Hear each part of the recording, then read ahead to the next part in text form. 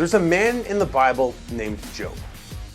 And when we first encounter him in the Old Testament, we learn that he has 10 children, he has 7,000 sheep, 3,000 camel, 500 pairs of oxen, 500 donkeys, and many, many servants. He's a very wealthy, a very happy, a very faithful man, and in fact, the Bible describes him as the greatest of all men of the East. Now, as we read into Job's story, we learn that in short order, Job loses everything. The animals are stolen or killed, the crops are burned or raided, his servants are abducted or murdered, and his children die in a tragic accident. Eventually, Job himself breaks out in sores. And his wife turns to him and tells him this really helpful advice. She says, you know what, you should just curse God and die. Job does the opposite of this.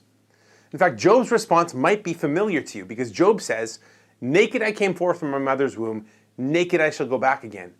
The Lord has given and the Lord has taken away. Blessed be the name of the Lord.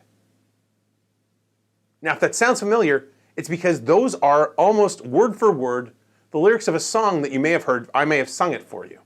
Blessed be the name of the Lord. Blessed be your name. Blessed be the name of the Lord. Blessed be your glorious name. You give and take away. You give and take away. My heart will choose to say, Lord, blessed be your name.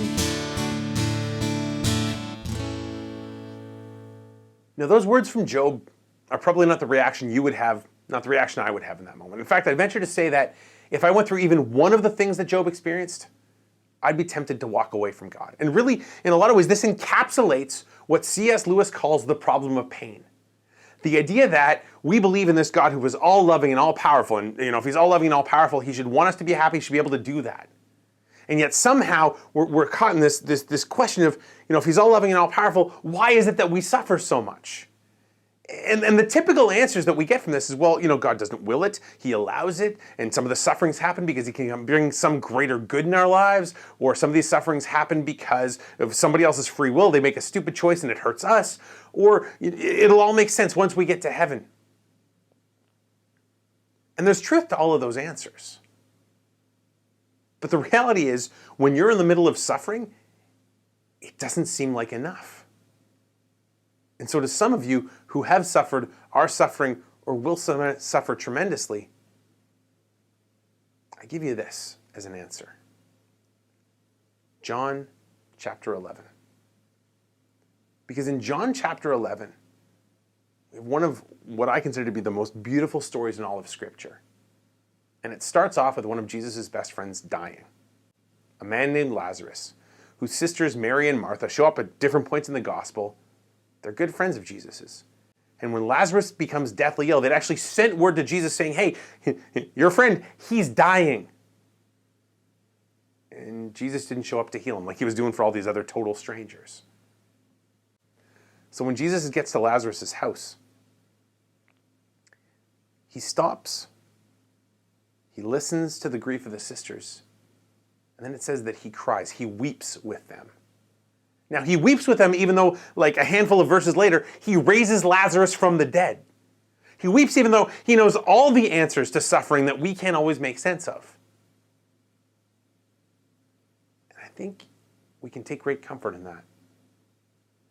That whatever we go through in our lives, in our families, in our schooling, drama among friends,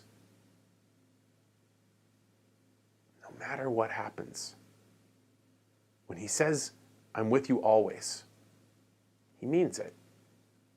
And in those moments where we suffer the most, he understands it. There's a lot more that could be said on this question.